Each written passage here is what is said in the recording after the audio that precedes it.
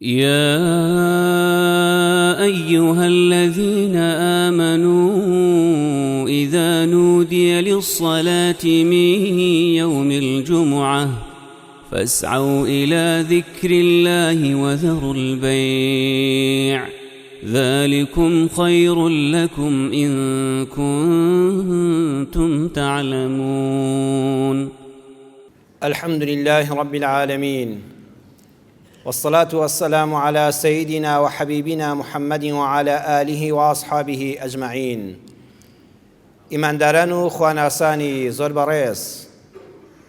وتاری ئەمڕۆشمان تەواوکەری زنجیرە باسەکەمانە لە خزمەت فەرموودەیەکی پێغەمبەردا بووین صلی الله عليه وسلم کە ئامۆژگاری عەبدوڵڵای کوڕی عەباسی کرد. گەیشتینە سەرەوەی کە پێغەمبەری خوا صلی الله عليه وسلم فەرمووی بزانە ڕۆڵەی شیرینم أن الفرج مع الكرب، بزانە دەرو لەگەڵ تەنگانەدایە. هەر کاتێ تەنگانەی گەورە ڕووی تێکردی چۆکدا مەدە لە بەریدا، دڵنیا بە نەک لە دوایەوە هەر لەگەڵیە دەروی ڕەحمەتی خوا دەکرێتەوە. شێخ محەممەد متەوەلی ئەشعراوی مفەسیری گەورەی قورئان دەفەرمێ: إن لم تحصل على ما أردت يوما فلا تقل من سوء حظي.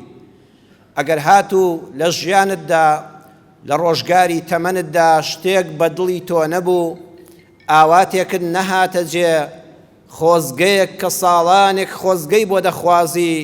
بە ئامانجی دڵی تۆ نەگەیشت و بۆت نەبوو، جا ئەوە هاوسەرگیری بێ،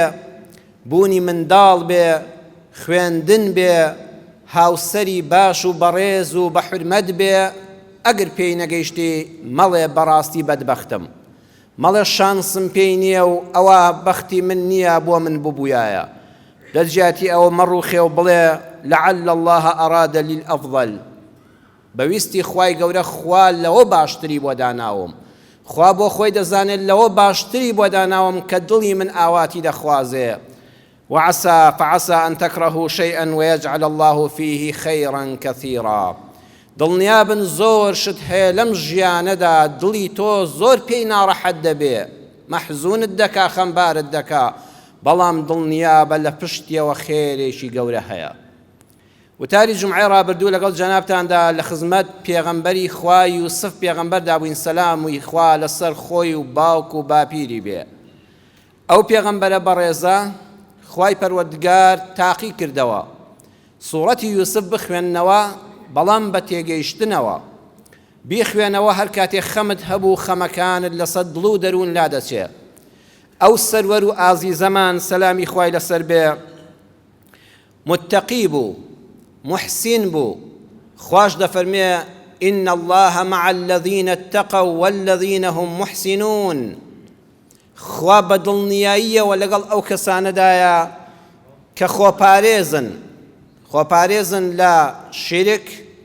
لە نیفاق، لە ئیلحاد، لە کوفر، خۆپارێزن لە گوناهە گەورەکان، لەگەڵ خەڵکیشدا چاکن. خوای پەروەردگار لەگەڵ یانە بعونیه وتەوفیقه وتەسدیده. خوای گەورە پشتیوانیان لێ دەکا، خوای گەورە سەرکەوتویان دەکا، خوا کاریان بۆ ئاسان دەکا. بەڵام دەبینی ژیانی یوسف پێغەمبەر مەئساتی زۆر گەورەی تێدایە. بۆیە پێمان دەڵێ وا نەزانی ئەو کەسانەی کەوا لەگەڵ خوادا ڕێکن، لەگەڵ خەڵکی خوادا چاکەکارن،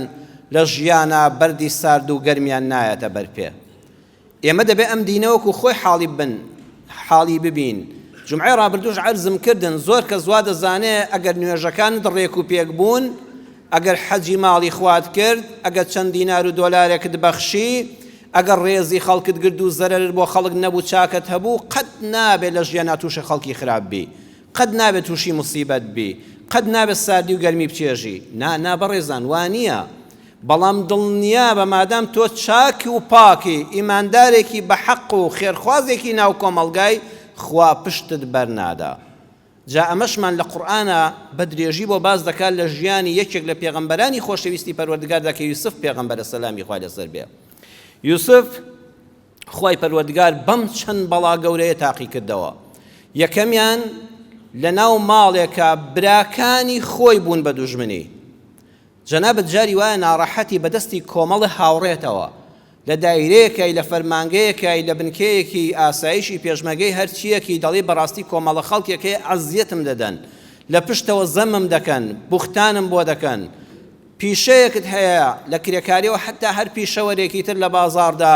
هەز دەکەی کۆمەڵە خەڵکێک تۆ لەگەڵیانە زۆر چاک و بەڕێزی کەچی ئەو وەکو تۆ نییە کەچی ئەو لە پشتەوە ئازارت دەدا بوختانت بۆ دەکا غەیبەتت دەکا قسە دەبیستێەوە بەڕێزی وەکویەوە هەیە جار هەیە بەدەست دراوسەیەکی خراپەوە دەناڵێنێت دڵی دراوسەکەم بەڕاستی عەزیەتم دەدا بەدەستی بە زوبانی بە چاوی ئینسانی وا هەیە لە دەست خزمە خراپەکانی ناڵەیەتی دەڵێ بەڕاستی خزمەکانم خراپن نزیکەکانم خراپن بەڵامی یوسف سەلامی خوای لەسەر بێ گرفتارە بەدەست کۆمەڵە براوە براش ئەگەر لە ماڵی خۆیان ژن و منداڵی خۆی هەبێ و لەگەڵتان نەژی هێشتا باشترە جارێک دەربینێ و دەجار نادبینێ ئەم لە ناو ماوەکەدا لەگەڵیان مصیبەت ئەوەیە ئەو کەسەی شەو و ڕۆژ لەسەر سفرە نانی لەگەڵا دەخۆی برای خۆت بێ دڵی بۆگەن بێ دڵی پیس بێ پڕلەقین بێ پیلانی ژەهراویت بۆ دانێ وتیان بیکوژن وتیان بی بەنە زەویەکەوە فڕیدەن و دەربەدەریکەن ئەوەی لە هەمووان بەڕەحمتر بووتی بابی خەینە بیرێکەوە جەب ئەو بیرەیە کە بیراز نەکراوە بەبەرد چاڵەکە زۆر قوڵ نییە بەڵام مرۆڤ ناتوانێت بێتە دەرەوە بئر ئەوەیە زۆر قوڵە و بیراز کراوە بەبەریان بە گونج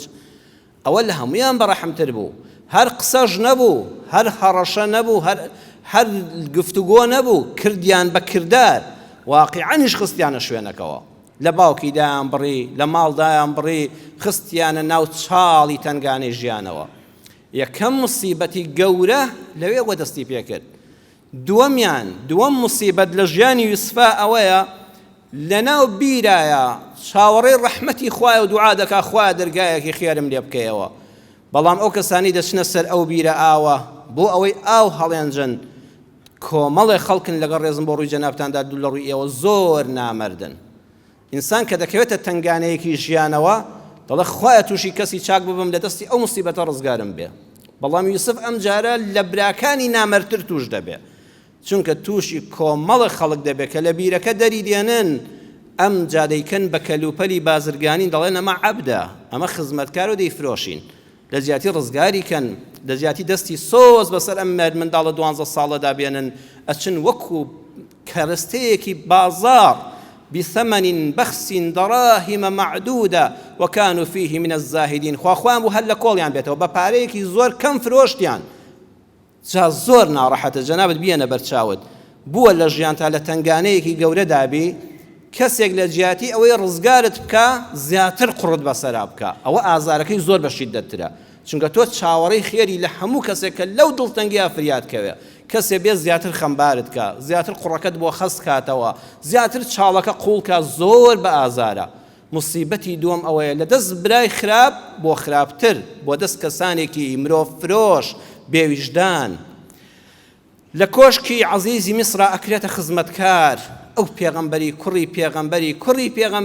پێغەمبەر چوار پشتی پێغەمبەرە یوسف کوڕی یعقوبە کوڕی ئیسحاقە کوڕی ئیبراهیمی خەلیل اللهە چوار پشت پێغەمبەری خوان کەچی دەکرێت بە خزمەتکار وەکو عەبد بەکار دەهێنرێ کڕین و فرۆشتنی پێوە کراوە بە پارەیەکی کەم کڕدراوە لەوێشدا ئەو پەڕی ئیشەکەی پاکە ئیشی پاک دڵسۆز بەوەفا لەناو ماڵی عەزیزی میسرا وەزیری داراییدا کار دەکا ئەوەندە بەوەفایە کاتێک کە خێزانی ئەو پیاوە تەماحی تێدەکا و دەیەوێت دەستی خیانەتی لەگەڵ تێکەڵاوکە دەڵێ ئینەه ڕەبی ئەحسەنە مەثوای ئینەه لا یفلیح الظالمون وازم لێ بێنە ئافرەتەکە ئەزانی مێردەکەی تۆ من بێجگەلەوەی کە خوا بەسەرمەوەیە من چۆن خوا لە خۆم دەڕەنجێنم من کوڕی پێغەمبەرانم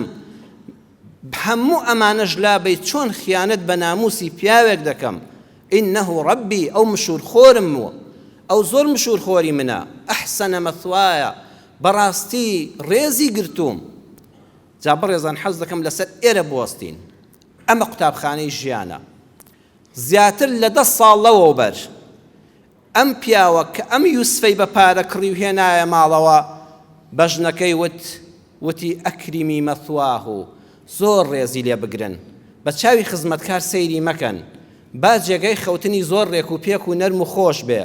با خواردنی خزمەتکاران نەخوا لەگەڵ خۆمانانان بخوا جلوبەرگی جوانی بۆ بێنن حەمامی پێ بکەن ئافرەتەکە وەکو کوڕی ماڵ سەیریکە ئێمە مناڵمان نییە بەڵکو بیکەین بە کوڕی خۆمان یان بەڕاستی منداڵێکی ژیر و عاقڵ و وەفادار دیارە بەڵکو سوودی لێ ببینین چاو لێ 10 ساڵە ئەم قسەی کردووە ئێمە لە کوردەواریدا وشەی شانس و بەخت بەکاردێنین فەڕەنسیەکان دەڵێن شانس ئینگلیزەکان دەڵێن چانس یعنی هەمووی تقریبا لە یەک نزیکین ئەم شانس و بەختە خوای گەورە بە نێوچاوانی کەسێەوە نەنووسیوە تۆ بێ شانسی ئەوە کردەوەکانی خۆتن کە ڕۆژگارێک دەیانچێنی دوای چەند ساڵ دێنەوە ڕێگات ئەمە پەیوەندی بە کافر و موسڵمانیشەوە نییە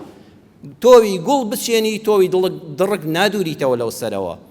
10 ساڵ زیاترە ئەم پیاوە مناڵێکی هێناوەتەوە ماڵەوە دەڵێ لەگەڵی باش بن ئێستا شەرەف و ناموسی کەوتۆتە دەستی ئەو گەنجەوە 12 ساڵە ئێستا بۆتە 22 ساڵ خێزانەکەی خۆی داوای دەستێکەڵی لەگەڵ دەکا حرمەتی ماڵی بشکێنێ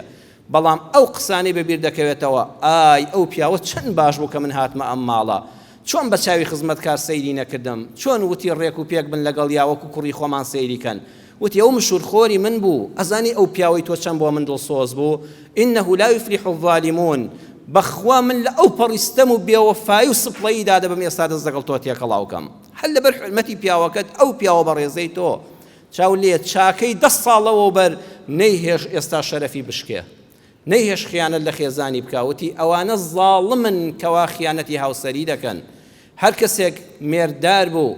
هەر کەسێک ژنی هەبوو دەستی خیانەتی تێکەڵاو کرد زوڵمەکەی زۆر گەورەیە کوڕێک لەگەڵ کچێکا دەستێکەڵاوکە زوڵمە ستەمە حرامە بێشەرعیە تاوانە بەڵام زوڵمەکەس چەند قات زیاتر دەبێگەر ئەو کوڕە لەگەڵ ژنێکی مێردارە دەستێکەڵاوکە بۆیە فەرمووی یوسف فەرمووی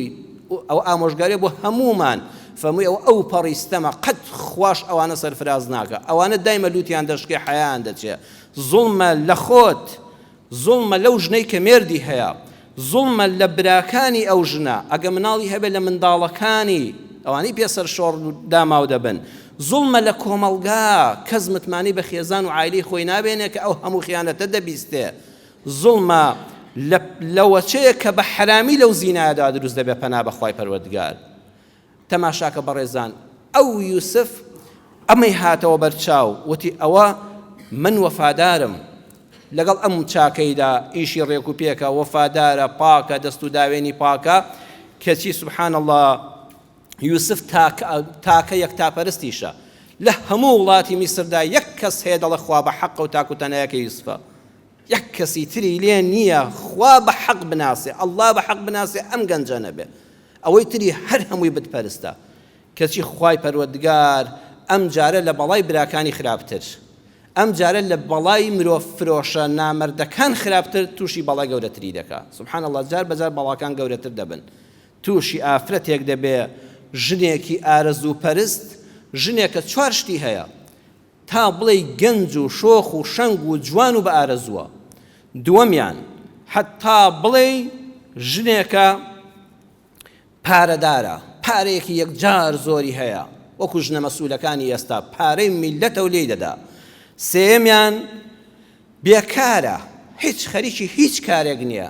جا بێکاری سەری هەموو گرفتەکانە بۆ مرۆڤ ئەم ژنە بەس دەخوا و دەخەوێ و بیر دەکاتەوە بە هیچ کارێکی نەخواناسی نەدینیاداریەوە خەریک نییە خەریکی هیچ نییە هەر بیر دەکاتەوە و شەیطانیش مێشکی پڕ کردووە لە حوبی ئەوی ستە جوانی کە بەبەردەمیادێ چوارەمیان دەسەڵاتداریشە کەس نییە ڕێگەی لێ بگرێ هەر 4 خراپە بکە بەیەکەوە گەنج و جوان و ئارەزوو باس پارەدار بێکار دەسەڵاتدار مێردەکەشی ناتوانێت پێی بڵێ وامەکە کەس نییە لەسەر و خۆیەوە بێ حاکم پۆلیس هەمووی بۆ خۆیەتی پێی دەڵێ وەرە هەموو شتێک ئامادەیە وەرە دەبێت دەستێکەڵاوکەین و من چەند ساڵە شەیدای تۆم قالە مەعاذ الله یوسف فەرمووی پەنا بەخوا بەڵام هەر پەنا بەخوا لە کاتی شوێنی خراپە بەڕێزان کافی نییە ئەبێ کاتێک کە خراپەیە خەی پێگرتینەڵی خوایە پەنام دەی وەکو بە قسە دەیڵێ دەبێ بیشیکەی بە کردار یوسف ڕاشی کرد لە بەریا ئەبێ ڕاکەی ئەو شوێنە بەجێ بێڵی ئەینان پژملت دەگرێ ڕای کرد لە بەری ڕاشی کرد بەڵای دووەم یەخەی گرت لە پشتەوە لە ئاخر دەرگادا یەخەکەی گرت یەخەی گرت و کراسەکەی ڕاشێشا کراسەکە تا خوارەوە شەق بۆ دڕا یوسف وەی زانی ئالەوێدا تێدا چوو بەداخەوە وتی خوایە موسیبەتەکە گەورەتر بوو ئێستا کراسەکەشم دڕات چۆن بڕۆمە دەرەوە ئاوا سێمیان و ئەلفەیا سەیدەها لەدە الباب سبحان الله مصیبەت جاری وایە جار بە جار گەورەتر دەبێت گەیشتە بەر دەرگا و مێردەکەش گەیشتەوە ماڵەوە قەت جاران لەو کاتیانە هاتوتەوە ماڵەوە کابرایەکی خزمی خۆشی میوان و ئەویشی لەگەڵایە چاو لێ مصیبەتەکان گەورەتر دەبن بەڕوانگەی ئێمەی مرۆڤ یوسف تەواو یعنی بەڕاستی خوایە ئێستا من بڵێم چی ژنێکیشە دەم هەراش سڵ لە هیچ ناکاتەوە تۆمەتباری دەکات ئەوە ویستی پەلامارمدا ویستی شەرەف و کەرامەتی تۆ بشکێنێ ئەی عەزیزی میسر ئەی وەزیری دارایی لێرەدا بەڕێزان ئینسان ئەو کاتانەی کە شتێک بە بەڵا دەزانێت دەروی ڕەحمەتی خوای تێدایە لەو کاتەدا یەکەم دەروی ڕەحمەتی خوا کرایەوە کە دڕانی کراسەکەی بوو یوسف زۆر دڵتەنگ بوو کە ئەم ژنە دەستی گەیشتە پژملی و کراسەکەی دڕاند و لە دواوە گرتی ویستی بە سەلامەتی بڕواتە دەرەوە بەڵام ئەو کراسە دوو جار کراسی یوسف بۆی بۆتە خێر و بەرەکەت جاری یەکەم براکانی مەڕێکیان سەر بڕی گۆشتەکەیان خوارد و گردیان کردیان بە سەیران ئێوارەش بە شین و بابەڕۆ چوونەوە بەلای باوکیان خوێنەکەیان لە کراسەکەی یوسف هەڵس و وتیان گورگ خواردوێتی باوکی ژیر و دنیادی دەکە سەیری کرد وتی ئەوە درۆیە ئەوە بیدەبین کەذیب ئەمە خوێنی درۆیە کەسێک گورگ بیخوا ئەبێ کراسەکەی پارچە پارچە بوو بێ خۆ ئەمە یەک شوێنی نەدڕاوە جاری دووەمیش یوسف کراسەکەی سەلامەت بوویایە بەڵگەی پێ نەدەبوو کراسە دڕاوەکە بۆی بوو بە بەڵگە ئەمە لە قانونە لە حاڵەتی ئیجرام و تاوانە بە هەموو پۆلیسەکان بە هەموو محققی تحقیقەکان بە هەموو حاکمەکان دەڵێت دڵنیا بە تاوانکار لە شوێنی تاوانە ئیلا هەڵەیەک دەکا دڵنیا بن هەتا قیامەت ئەمە یاسایە هەر کاتێ تاوانێک لە شوێنێک ڕوویدا بە دڵنیاییەوە یان ئەو پۆلیسە زیرەک نیە ئەوەی کە لێکۆڵینەوە دەکا یان چاوپۆشی دەکا یان حاکمەکە زیرەک نییە ئەینا بەڵگەیەک ئیلا بەجێماوە چاو لێ براکانی یوسف بە حسابی خوان هەموو شتێک ڕێک و پێکە خوا لە بیری برنەوە کراسەکە بدڕێنن پارچەیەکی لێ بکەنەوە شەقیکەن بە ساغی بردیانەوە بەردەمی باوکیان بۆی درۆکەیان دەرکەوێت ئەوەی دووەمیان خوای گەورە دەبێت ئەم یوسفە هێواش کاتەوە و دەستی ئەم ژنە بگاتە یەخەی بۆی بەڵگەی تاوانێک بەجێ بێڵێ ئیلا لە تاوانە بەڵگەیەک هەر بەجێماوە بە دڵنیاییەوە لێی بگەڕێ هەر دەیدۆزیتەوە شتێکی ئەو فێڵبازە هەر لە بیر چووە کە بتوانێت دادوەر حکمی پێ بکە و دەستگیری بکە دەروی ڕەحمەتی یەکەم کراسەکەی دڕا دەروی دووەم مێردەکە هاتەوە ئەگەر ئەو مێردە نەهاتایەوە کارەساتێکی گەورە ڕووی دەدا چاولێ لە ناو مصیبەتەکەدا پێغەمبەری خوا فەرمووی لە ناو مصیبەتە دەروکرانەوە هەیە هاتنەوەی مێردەکە و توشبوونی لە ناو دەرگاکەدا یوسف بە تەنگانەی گەورەی زانی بەڵام دەرگای ڕەحمەتی خوا دووەمیان ئەوە بوو ئەگەر نەهاتایەوە ئەم ژنە ئەوەندە وەکو تینوویەک پەلاماریەدا مانیعی نەبوو یوسف بکوژێ چونکە کەسێ ئامادە بێ سجنی مؤەبەدی کە کە لێی مەویز بوو بەردەستی نابێ و حەزەکانی پێتێر ناکە ئامادە بێ سجنی ئەبەدی بکە ئامادە بێ دەست و قاچی بڕێ و سزای بدا ئامادەیە بیشی کوژێ یانی یوسف دەستی بکردایە و ئەوی بکوشتایە لە تاوی خۆی پەلاماری داوی یوسف بیستایە لە کۆڵ خۆی کاتەوە خراپەنەکە بیکوشتایە هەر بەڵا بوو ئەو ژنە ئەمی بکوشتایە هەر بەڵا بوو خوا پیاوەکە لەو کاتەیە دڵی لێ دەدا بڕواتە ماڵەوە بۆ ئەوەی یوسف دەرگای ڕەحمەتی لێ بکرێتەوە ئەوەی بەڵا بوو بە خێری دەروی دووەم گەڕات دەرگای ڕەحمەتی سێیەم ئەوە بوو ژنەکەوتی ما جەزاء من ئەراد بئەهلیکە سوءا سەیری وردی قورئان کەن نەیوت من فعل بئەهلیکە سوءا وتی کەسێ بیەوێت دەست درێژی بخاتە سەر ناموس و ڕێزی تۆ ئەی خاوەن شکۆ نەیوت فعل کردوێتی یعنی ئەم دەربڕینە ئەوەی شاهیدە بە دەمی خۆی دەڵێ هیچی نەکردو هەر ویستویەتی واتە بە کردداری ڕووی نەداوە قسەکە بوو بە شاهید لە قازانجی یوسف چوارەمیان وەشەهیدە شاهید من ئەهلیها ئەو پیاوە جا زۆر فیلم و شتا دەڵێ منداڵێک بوو ئەوانان ڕاز نییە شەهیدە شاهید من ئەهلیها عەزیزی میسر کە هاتە ماڵەوە خزمی ژنەکەی لەگەڵا هات بوو پیاوێکی بەڕێزی پیاوانە دەروی چوارەم ئەوە بوو ئەو کەسێ هاتە ماڵەوە خزمی ئەو ژنە خراپەکارە پیاوێکی وەکو بەڕێستان بەویژدان پیاوێکی عاقڵ پیاوێکی دنیادیدا ساغ و سەلامەت مێشکی عاقڵانە کار دەکا ئەگەر خوا ڕەحمی نەکردایە خزمی ژنەکە پیاوێکی شەلاتی و ناڕێک و بێویژدان بوویایە بۆ ئەوەی ژنەکە و خزمەکەی خۆی پارێزە یوسفی تاوانبار دەکرد بەڵام خوا دەرگای یوسف کردەوە پیاوێک لەگەڵ یا هاتووە حتا بڵێ عاقڵ دنیادیدە بەویژدان بەڕێز و بە حورمەت وتی با خۆمان نەشڵەژێنین عەزیزی مسر سیرکە ئەگەر ئەو کراسە ئەو کوڕە لە پێشەوە دڕابێ ئەم کوڕە درۆ دەکا و ئەو ژنە تەعەدای لێکراوە ئەگە کراسەکە لە پشتەوە بڕابێ ئەم کوڕە ڕای کردووە لەبەر خراپە ڕای کردو ئەو ژنە پەلاماری داوە ئەو ژنە درۆ دەکا سەیری کە چەند بە جوانی بەڵگەکانی خستە بەرچاو یەکسەر خوا دەرگوی خێری لێکردەوە وەشەهیدە شاهید من ئەهلیها والله پاک بە خواد خزمی دوژمنەکەت بۆ دەکاتە شاهید و شاهیدی خێرت بۆ دەدا پشتیوانی ژنە تاوانبارەکەی نەکرد کە خزمی خۆی بوو ئەمە چوار دەرگای ڕەحمەتی خوا لە یوسف کرایەوە دەرگای پێنجەم دوای 7 ساڵ دەکرێتەوە دوای 7 ساڵ بەڕێزان دەرگای پێنجەم دوای 7 ساڵ دەکرێتەوە ئەویش ئەوەیە پاشا خەون دەبینێ کە خەون دەبینێ ئەم خەونە لە ظاهیرە ئەوەندە قورس نییە 7 گوڵەگەنمی ڕێکوپێکی سەوز و جوان لەولاوە 7 گوڵەگەنمی لە ڕوولاواز بیان خۆن و وشکیان کەن 7 مانگای لە ڕوولاواز 7 مانگای قەڵە و قوت دەن ئەم هەموو خەون لێک دەرەوەی دەرباری پاشا هەیە چەند ساڵە خەونی بۆ لێک دەدەنەوە ئەستێرە ناسن زانستی خەونیان خوێندووە خوای گەورە مێشکی هەر هەمویان جام دەکا یەک کەس قسەیەکی پێ نییە ئەو هەموو سەر دێن و دەبەن ئەو هەموو دەستەیە ئەڵێن ئەزغاث و ئەحلامین جەنابی پاشا بڕوا بکە ئەوە خەون نییە یەک قسەمان لەبارەیەوە نییە ما كنا للرؤيا للأحلام عالمين ئێمە بە خەونی هاشە و باشە و بێسەروبەر هیچ زانستێکمان نییە تەسلیم دەبن بەخوا پاشە ئێمە یەک قسەمان لەو بارەوە نییە ئەگە یەک تەعبیرێکی بچکۆلەم بکردایە یوسف دەرگای خێری لێ نەدەکرایەوە خوا مێشکی هەمویان قفڵ دەکا هیچیان پێ ناوترێ بەدەمی خۆیان دەڵێن ئێمە هیچ لەو بارەوە نازانین بۆ ئەوەی یوسف دەرگای ڕەحمەتی لێ بکرێتەوە چاو لێ دوای 7 ساڵ زیندانی دەرگای پێنجەمی ڕەحمەتی خوا کرایەوە ئەم بابەتە هێشتا درێژە دەکێشێ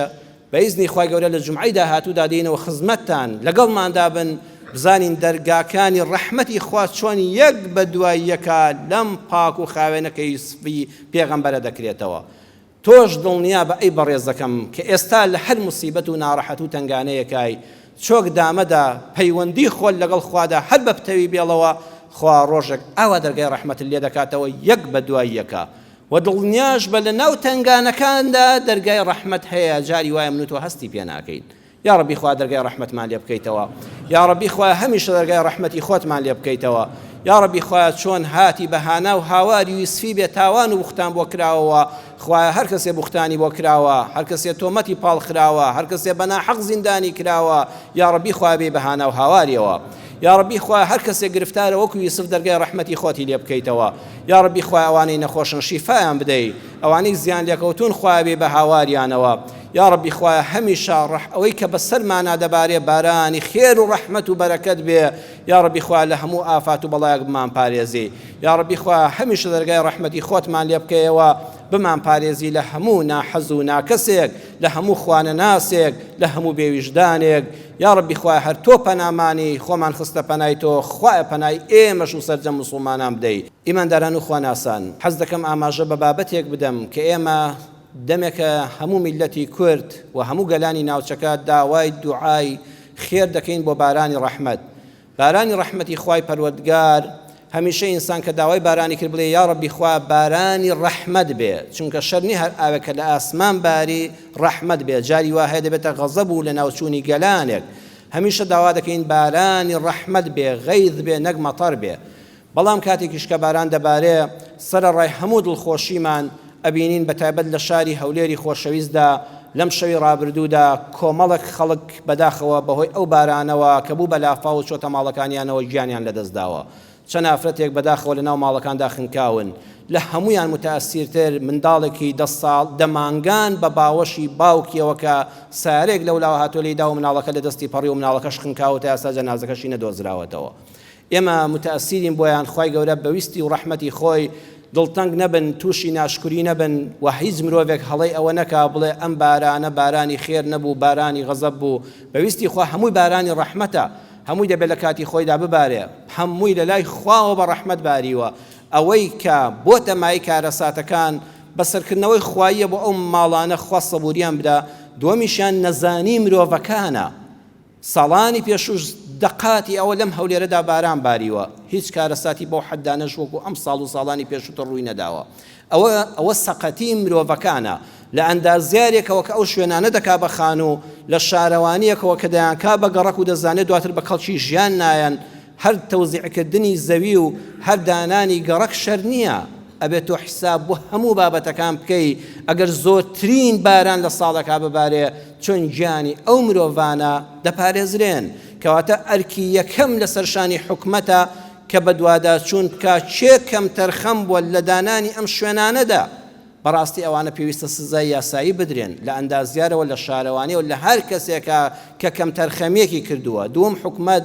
باوکی میلەتە ئەبێت لە لێ قەومانە کابرا یەک سارە شڕی هەبووە تەکسیەکی هەبووە سارێکی هەبووە ماڵەکەشی بەم زستانە تۆ دەچێتە ژوورەوە یەک تۆز فەرشەکەت تەڕ بێت چەند دڵ ناڕەحەتی ئەگەر مەترێک ئاو لە ناو ماڵەکەتدا بێ و هیچ نەمابێ بەڕاستی بە حکومەت دەڵێم ئەگەر بێت و ئەو ماڵە گەرم و گوڕانەی خۆتان لەو شوێنە بەرزانە خوا لێتان تێک دەدا ئەگەر ماڵی ئەوانە نەبینن ئەو بە 5 وەرەقە و بە 10 وەرەقە قەرەبوو ناکرێتەوە ئەبێ بەڕاستی خەمێکی عامیان لێ بخۆن نەک بارانی داهاتوو دیسان خراپتریش بقەومێتەوە سێم خێرەومەندان کەسانی خێرەومەندی شارەکەم هەر کەس لە توانای خۆیدا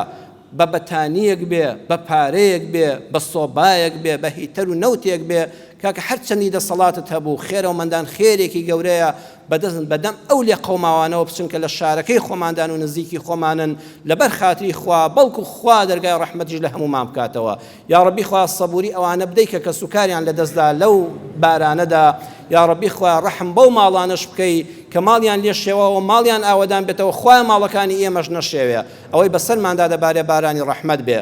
آمين آمين والحمد لله رب العالمين. يا أيها الذين آمنوا إذا نودي للصلاة من يوم الجمعة فاسعوا إلى ذكر الله وذروا البيع ذلكم خير لكم إن كنتم تعلمون.